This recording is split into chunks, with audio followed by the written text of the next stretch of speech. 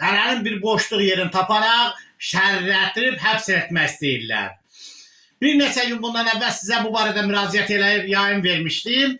Bu günləri hansı metod əl atıblar? Yəni dünənləri çox sağ olsun xaricdə yaşayan blogerlər, Elşad qardaşım, Orxan qardaşım, uşaqların hər birisi, Manaf qardaşım, hər birisinə təşəkkür edirəm. Bu yayından sonra həmən o düşündükləri addımdan yayındılar. İndi yeni metod əldə ediblər. Yeni metod nədir? Demək, kriminal dəstədən bu hakimiyyət çox mükəmməl istifadə edir. Yəni, kriminal aləmə pul ötürməklə bir çox cinayət işlərini həyata keçirdirlər. Cəllabadda da az çox kriminalın üzvlərindənmi, o işin görənlərdən var da, o az çox var.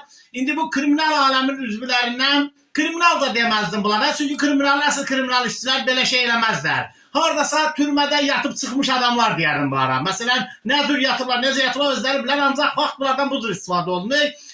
Ünvanımıza, şəxsən mənim ünvanıma yaxın adamlarımın tərəfindən ağır söyüş, özümə və ailə üzvümə yaxın qohumlarıma ağır söyüş göndərərək məni provokasiya çəkirlər. Məni və hal-hazırda bir oğlum Əli Nağıyevin DTX-nın rəisinin girovluğunda saxlanan bir oğlum içəridə, biri də mənim yanımda xəstə uşaqdır. Beyin travması alıb, neçə dəfə qəlpə yazıb, beynində travma var. Onu istəyirlər bizim provokasiya çəkələr.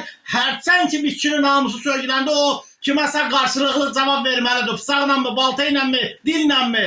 Bizə oyun qurublar. Bu oyunun başında duran Azərbaycan hakimiyyətidir. Başda Əli Nağıyev, Vilayət Eyvazov. Sən kriminal aləmlə məni öldürmək, qorxuzmaq istəyirsən və yaxın hansısa cinayət törədim, siz məni tutasınız, bunu görməyəcəksiniz. Mən siz ağılda deyirəm. Bir dəfə təsadüfən bu işə reaksiya vermişəm, onda da dögülüm olmayıb. Reaksiya vermişəm, həmən adamı keçən dəfə saxlamışam ki, qardaş, mənim ünvanıma niyə söysən, onun mənəm torba tükdünüz onunla bağlı. Halbuki döyülmüş kimi qiymətləndirdiniz onu. O adama ismən belə də eləməmişdim. İndi yenidən bu kriminal aləmdə yox, türmə yatmış şəxslərdən mənə qarşı istifadə eləyirsiniz. Bəli, mənim həyatımda silahda çıxardacaqsınız, narkotikdə çıxardacaqsınız. Mən buradan İlham Əliyevə səslənirəm. İlham Əliyev, belə şeylərə yol verdirmə. Qardaş, bu quruluşla bizimki düz gəlmir. Bizim səndən bölüşəcək heç şeyimiz yoxdur. Evi almışsan, torpağı almışsan, maşını almışsan, qambayını almışsan, heç nəyimiz yoxdur. İddiamına oxşuyor biz yaşadığımız yer. Bizi sadəcə olaraq deməksən neft xalq arasına bərabər bölünək, bizim payımıza düşən bir 500 min, 1000 mi, 2000 mi ver.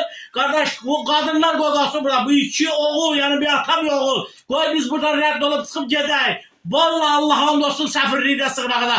Verməyəcəksən Azərbaycan dövləti.